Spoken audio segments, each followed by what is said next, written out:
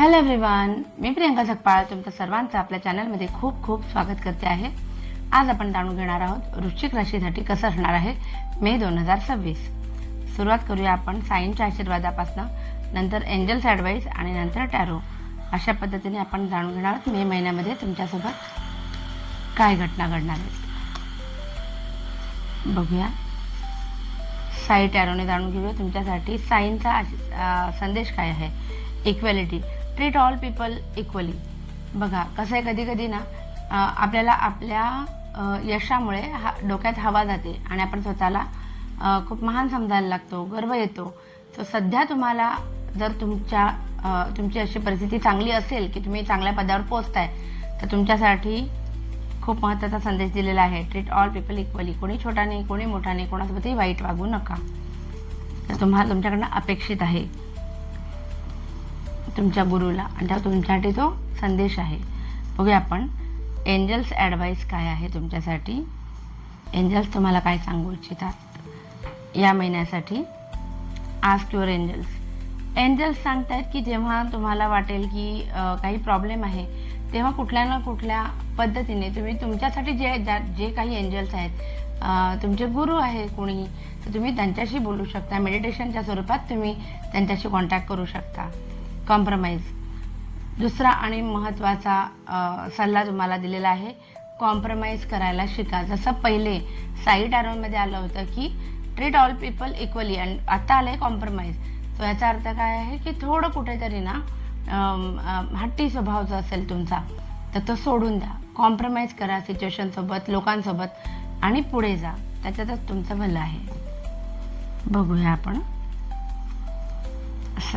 Tarot कार्ड्सने जाणून घेऊया तुमचे relationship, finance, career, business, health, अनेक गोष्टी. वेळ शेवटपर्यंत बघा. रिलेशनशिपच्या बाबतीमध्ये काय आहेत कार्ड्स.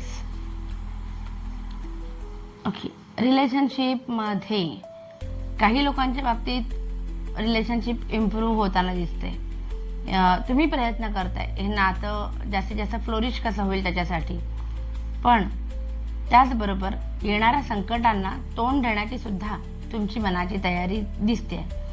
सो काही लोकांच्या बाबतीमध्ये येते की त्यांनी त्यांच्या जबाबदाऱ्या त्यांच्या पार्टनरच्या प्रती, त्यांच्या संसाराच्या प्रती किंवा इतर नातेवाईकांच्या प्रती बऱ्यापैकी केलेल्या आहेत, जबाबदाऱ्या पार पाडलेल्या आहेत, आणि आता स्वतःसाठी वेळ काढावासा वाटतोय. तर काही जणांसाठी हा महिना दुःखद पण असू शकतो. काही घटना अशा घडू शकतात तुमच्या नात्यामध्ये की तुम्हाला ते कोणाशी शेअर करता येणार नाही, पण या नात्याचा काय म्हणतात, तुम्हाला ही घुसमट जी आहे ती एखाद्या तुमच्या रिलेशनशिपमध्ये तुम्हाला जाणवेल मे महिन्यामध्ये.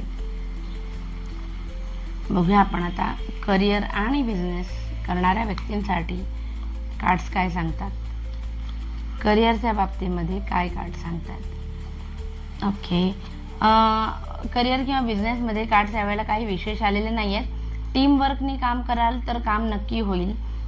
सगळी कामं आपणच करावी असा एक ॲटिट्यूड तुमचा असेल तर तो कामी येणार नाही.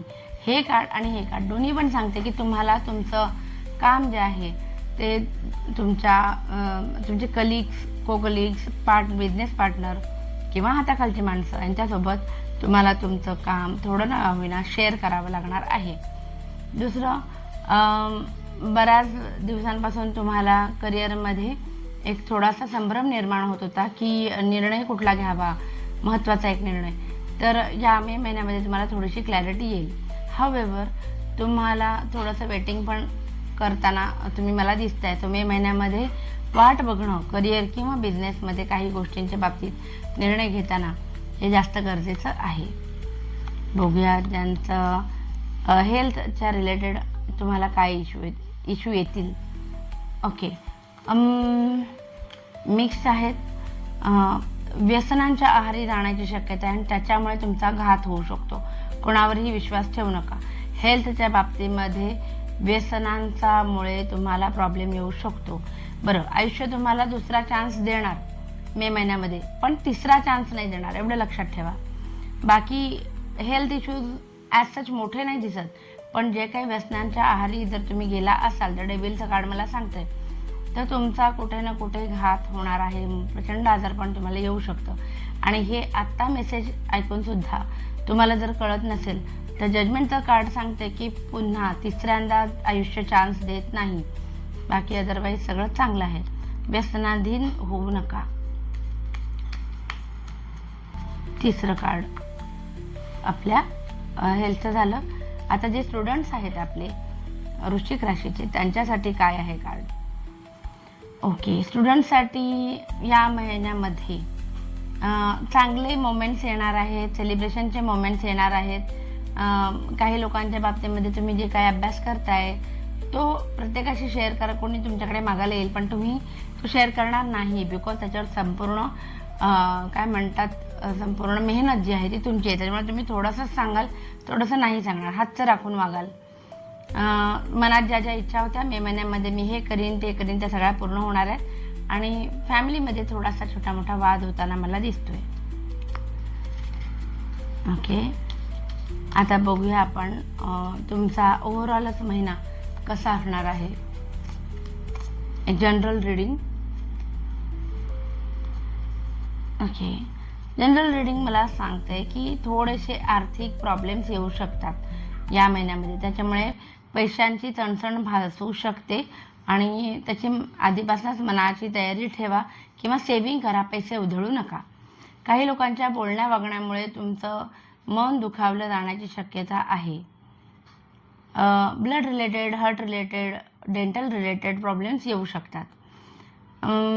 7 ऑफ स्वॉर्ड्स आलेलं आहे, जो थोडं पळ काढताना दिसत आहे. तुम्ही रिस्पॉन्सिबिलिटीजपासनं डे टू डे लाईफमधनं थोडं स्वतःसाठी वेळ काढण्याचा तुमचा विचार आहे, पण त्याचा कुठे ना कुठे तुम्हालाच त्याचा पुढे जाऊन प्रॉब्लेम होऊ शकतो, याची काळजी घ्या. स्ट्रेंथचं कार्ड सांगते की येणारी कुठलीही सिच्युएशन मे महिन्यामध्ये तुम्ही खूप छान प्रेमाने आणि काय म्हणतात आदराने तुम्ही समोरच्याचं मन जिंकून तुम्ही तुमची कामं करून घेणार आहात असं दिसतंय. सो ओव्हरऑल असं होतं आपलं राशीभविष्य वृश्चिक राशीसाठी मे महिन्यासाठी. आवडलं असेलच प्लीज लाईक, शेअर आणि सबस्क्राईब करा, कमेंट करा आणि आपली फॅमिली अशीच वाढत राहू दे. Thank you so much. बाय.